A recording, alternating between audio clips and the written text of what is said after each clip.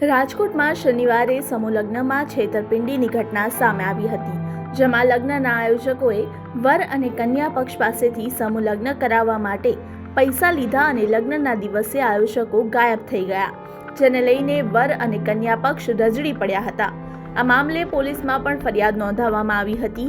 આ મામલો સામે આવતા જ પૂર્વ સાંસદ રમેશ ધાકુડે પણ લગ્નના આયોજકોએ તેમની પાસે છેતરપિંડી કરી હોવાનું જાણવા મળ્યું હતું, જેમાં હવે છેતરપિંડી આચરનારા આરોપી ચંદ્રેશ છત્રોલાના ખાસ મિત્ર હાર્દિક સિંસંગિયાને ઋષિવંશી સમાજ દ્વારા લોકોએ પકડીને પોલીસ સ્ટેશન ખાતે લઈ આવ્યા હતા અને પોલીસ દ્વારા ચંદ્રેશ છત્રોલાના મિત્રની અટકાયત કરીને તેના સુધી પહોંચવાના પ્રયત્નો કરવામાં આવી રહ્યા છે।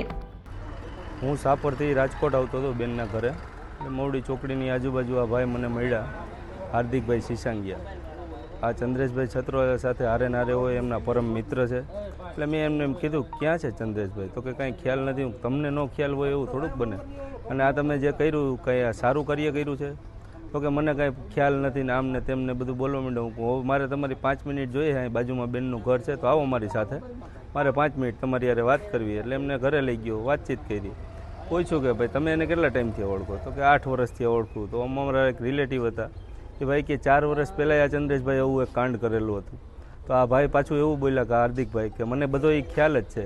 તો એને ખ્યાલ હતો, અને એ ભાઈ પાછું એવું કે હું 8 વર્ષથી એનો મિત્ર છે। તો 4 વર્ષ પહેલાં જે વસ્તુ બની, તો છતાંય એમના મિત્ર તરીકે રહેતા હતા। એટલે આમાંય ક્યાંક ને ક્યાંક આ ભાઈ ઇન્વોલ્વ છે। અને મારે એટલું જ કહેવાનું છે પ્રેસમાં કે ભાઈ આ હાર્દિકભાઈની તમે વ્યવસ્થિત સરભરા કરો એટલે 110% તમને ચંદ્રેશભાઈ મળી જશે। કેટલા રૂપિયા લેવામાં આવ્યા? ઓછામાં ઓછું 2.5 કરોડ રૂપિયાનું ફુલેકું હતું, બરોબર છે। દીકરી તરફથી 15,000 રૂપિયા, દીકરા તરફથી 15,000 રૂપિયા, અને બે પાર્ટી પાસેથી પાસના પણ પૈસા લેવામાં આવ્યા હતા અલગથી, 2,000 રૂપિયા અલગથી લીધેલા હતા, અને કંઈ પણ પ્રકારની સુવિધા નહોતી। અમે વાતે ગાતે જાન લઈને માંડવી આવ્યા, પણ એ માયલું કંઈ હતું નહીં।